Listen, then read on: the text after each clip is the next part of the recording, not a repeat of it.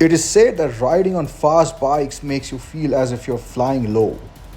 And we did ride from Sydney to Perth and back for 12,000 kilometers on two of the world's fastest bikes, only to be greeted by a gentleman who was actually going around Australia solo in a plane. So guys, we are at Nullarbor, which is a very iconic place if you're doing a road trip across Australia. This is one of the greatest road trips you can take on a motorcycle, but as you can see, we are here with a plane and he's also going around Australia on a trip. My name is Sunny. My name's Hamish from Melbourne. Wow, and what are we exactly doing here? This is a seaplane. Yeah. It was built in Tasmania and I bought it. And I can fly it on water. So I've stopped over here because of the fuel stations. Yeah. Because as you know, the Nullarbor is very remote and there's not many places you can fill up with fuel. But that's why I carry these fuel bladders. Yes. Because I can land in some remote airstrips that don't have any fuel station. Yes. And then manually fill the plane up. Why are you doing this trip? Oh, fun. Just I like flying my plane. Yeah. And friends of mine who started this idea of flying around Australia. Can I see that, please? Flying around Australia. Yeah. The first flight around Australia. Oh. Aeroplanes. Okay. Yeah, of course. Yeah. They had plenty of aeroplanes, but no one had flown completely around until these two military pilots flew right around Australia. Wow. But the plane doesn't know, the engine doesn't care where it is. Exactly. Day or night, the engine doesn't care. All it cares about is it got fuel to run? Yeah. It's only the pilot that gets upset when he's over the water at night time. So, how many days are you into this trip? Oh, this is 12 days. So I'm only doing the part to Perth. So I've flown from Melbourne. I got to Albany down in West Australia. You going back to Melbourne right now? Yes. Okay. And what is the maximum kilometers you do? How do you measure it? Like. I fly nautical miles. All aviation is measured in imperial units, so the altitude's in feet and the distance is in nautical miles. It's more how I feel. Yeah. The plane can go for 4 hours maximum with fuel on board, so I usually stop after 3, maybe 2 hours. Wow. It just depends on the gap between the refueling stations. Yes. Yep. The plane travels at 80 miles an hour, about 130 kilometres. But of course, if the wind's blowing headwind, you go slower. Yep. And also the direction changes as you go higher up. So I'll adjust my altitude to get the best ground speed. Yep. So I'm looking to try to get more than 80 knots ground speed, which is 130 kilometres. Ah, okay. Do you pre-plan? Do you have a map? Anything? How do you plan I do everything on my iPhone. Yeah. There's apps for aviation, and they have all the airports. And of course, the satellites there. Yes. There's your phone. Do you keep the phone over there? No, I have a holder. I have it next to me in this holder, so I can see it. An older style GPS on the instrument panel, and I've got two phones and they're back up there. So do you get? Plus, I've got an emergency satellite beacon, so I'm on tracking from the satellites, and I can send messages if I had to make an emergency landing. Oh, nice. So I can, and also this beacon here sends out a signal to all other aeroplanes nearby, so they can see me, because in Australia there's been a few accidents where planes have run into each other recently. Yep. Like the helicopters up in Queensland. I heard about that. So this beacon shows up on the app, and you can avoid any other aircraft. So when you have to land here, how do you see? Like, what if there's another plane or something, and you don't have well, we talk on the radio. There's a frequency allocated, and in this sort of flying, which is recreational, you just talk to the other pilots and you tell them what your intentions are, and if there's some conflict, you work it out between you who's going to land first.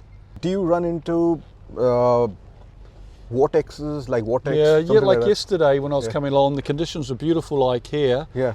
And then about 30 miles down the coast, there's just a big storm came in from the coast. Yeah.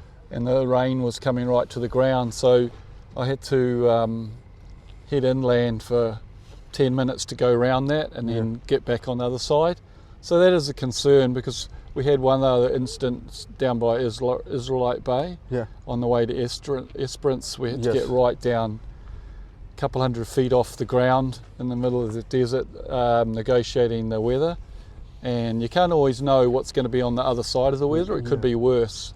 Can you get hit by lightning while you're flying? Lightning's not really a problem because Yeah. you're not connected to the ground. Yeah. So the lightning would cause problems for maybe your radio. But so that was the scariest time I had when we had to.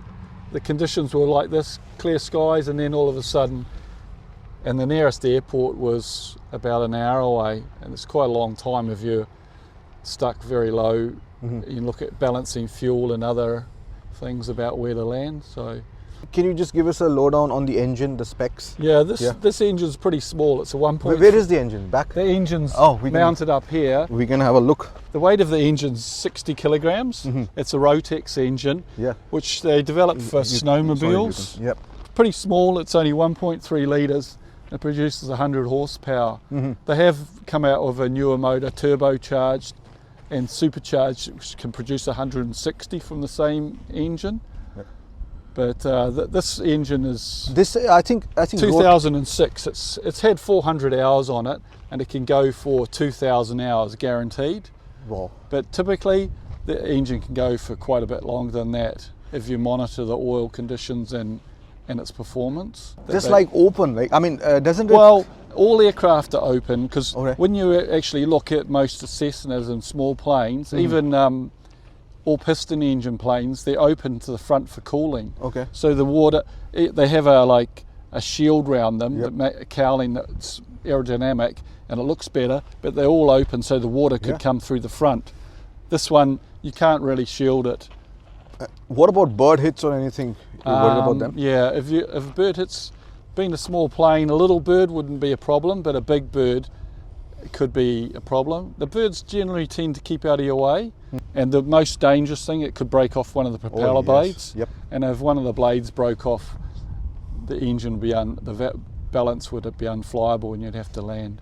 I have come across a drone in Melbourne where someone was flying one at a dangerous height. Yeah. I thought it was a helicopter at first, and then it's only when I came closer I realised it was a drone about 500 feet. And 500 feet. No, it could have been higher than that. This was a pretty big drone, but small drones would be impossible to see. Yeah, yeah. Of And course. they would be a danger to a small plane like mine. So Yeah, when if- you land, of course the wheels, they don't come up, or do they? the wheels just hinge upwards. Yeah. They don't go into the fuselage. They just lift like Yeah. if you forget to put the wheels in the right position, Yep. and you land on the water with the wheels down, which a few people have done to these planes in forgetting, you have to be very precise with your checks before you land. And if you forget or get distracted, that's the end of the plane. The plane would somersault and sink. And this is, of course, shaped like a boat, Yes. and This for a is- reason. Yeah. This when this plane was first developed, it had an A hull, then they moved to a B, and then a C. That's just the modification. Shaped like a tinny dinghy, and it is very good on the water. It's very easy to land on the water, and it handles quite well on the water. The water has to be pretty smooth.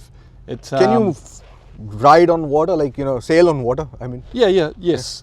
If the winds are very strong, it's not a great boat. So, and because of the wings, it won't turn downwind. It likes to point into the wind because of the tail. So if the wind's very strong, you cannot turn it to go downwind. Yes. But what you can do is point it into the wind, switch the engine off, and just let it drift. of course, you can see the curvature of the earth when you're up there. Yes. But what is the most brilliant stuff that you've seen? Oh, there's the scenery along South Australia and the Nullarbor is very spectacular. The coastline here is absolutely amazing. I have done a lot of flying. I've flown all across the USA, Monument Valley, Grand Canyon. Yeah. But the scenery on the coast here is more spectacular yeah. than anything, even more than Yellowstone Yeah. National Park. The beautiful blue water and sandy Absolutely. beaches, they just stretch forever. Does it make you think about how insignificant we are, like how Oh, big we the earth are is? insignificant. Yeah. As far as nature goes, we're just a tiny little grain of sand in the amazing planet that we've got here, and that's why it's really important. We should be looking after it better. Yeah. Do you take photos? Like, Yes, I have a handheld camera. Mm-hmm. I can take photos. I've got a GoPro I can mount. I Have you have seen a seen whales, not on this trip, but I have seen whales in Victoria off the coast quite a few times. this is And- a whaling. one spectacular thing, I did see some dolphins surfing Oh, wow. just after Coffin Bay. There was big breaking ocean swell, and I could see this big pod of dolphins right in the waves, and they looked like they were surfing. They're going round in circles. Yeah. So I flew around for a bit to watch them. Oh, wow. So this is a wooden guy. over Yeah, here. I just made this up for myself nice, yeah. for safety, because I used to fly over these bladders just sitting in the seat. But in case there was some bad landing, and also to keep them free from the controls, because if the bladders moved on the controls, it would cause a disaster. So I've made this wooden box up to secure it so that Yep. it is safer. I'm carrying 50 litres in here, Okay. and the plane uses 20 litres an hour. It's not for in-flight refueling, it's for if I land somewhere that doesn't have a fuel station, and then I can Yep. add the fuel.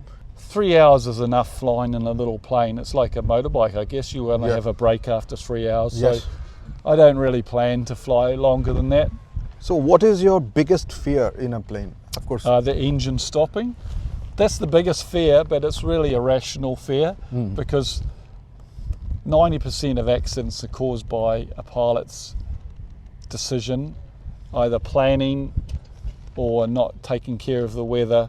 For example, the engine stops for some reason. You can still glide down. Yes, but it does not glide very well. Yeah. A bit like the space shuttle, because of the drag of the aircraft. Yeah. And also if it stopped, the propeller blades are creating a lot of drag. So this plane pretty much drops straight down. If you can glide it, but you don't have any much choice of where you're going to land. You don't have an ejection seat, obviously. No. No. And what you could wear a parachute, but with the wings and the struts It and could the get wires, stuck. Yeah. there's no chance of bailing out. I used to have a glider, a sailplane, Yep. and because you fly close to other ones in competitions and thermals, you have a parachute, but they're easier to get out of. Yeah. But this plane, to get out of it in flight would be. Well, first of all, thank you so much, Hamish, for your time. But we would like to see this fly. I mean, are you going to Yes, do some takeoff? I'm taking off soon. It takes about 10 minutes for the engine to warm up, Uh-huh. and then I'll do a fly past and you can Yeah. take a photo. I'm speechless. I'll let Hamish do his thing. And thank you so much. No sir. worries. You guys And have a good last trip question. too. What's your age? 60. May you have a long life, sir. And may you live to 100 years. So when I'm 60, I can show you I'm doing this. Yeah.